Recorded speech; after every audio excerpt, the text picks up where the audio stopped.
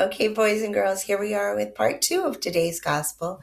Remember, the man was born blind and Jesus healed him, and all the people were amazed and wanted to know how it happened. They took to the Pharisees the man who had been born blind. The day that Jesus made the mud and cured him of his blindness was a Sabbath. Remember, and it was against the laws to do any work on the Sabbath, so that's going to make the Pharisees mad.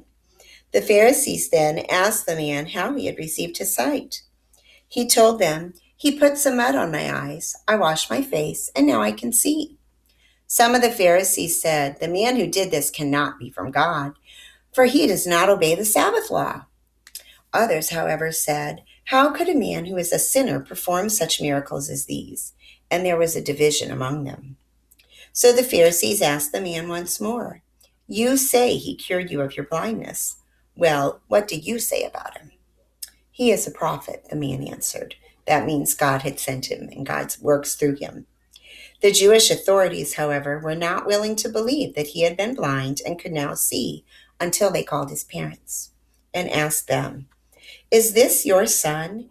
You say that he was born blind. How is it then that he can now see?" His parents answered, "We know that he is our son, and we know that he was born blind. But we do not know how it is that he is now able to see, nor do we know who cured him of his blindness. Ask him. He is old enough, and he can answer for himself."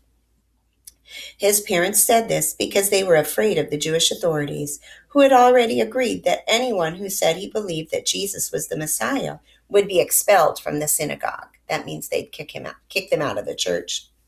That is why his parents said, "He is old enough. Ask him." A second time they called back the man who had been born blind and said to him, "Promise before God that you will tell the truth. We know that the man who cured you is a sinner." "I do not know if he is a sinner or not," the man replied. "One thing I do know. I was blind, and now I see." "What did he do to you?" they asked. "How did he cure you of your blindness?" "I have already told you," he answered, "and you would not listen. Why do you want to hear it again? Maybe you too would like to be his disciples?" They insulted him and said, "You are that fellow's disciple, but we are Moses' disciples. We know that God spoke to Moses. As for that fellow, however, we do not even know where he comes from." The man answered, "What a strange thing that is. You do not know where he comes from, but he cured me of my blindness. We know that God does not listen to sinners. He does listen to people who respect him and do what he wants them to do. Since the beginning of the world, nobody has ever heard of anyone giving sight to a person born blind. Unless this man comes from God, he would not be able to do such a thing." They answered, "You were born and brought up in sin, and you are trying to teach us?"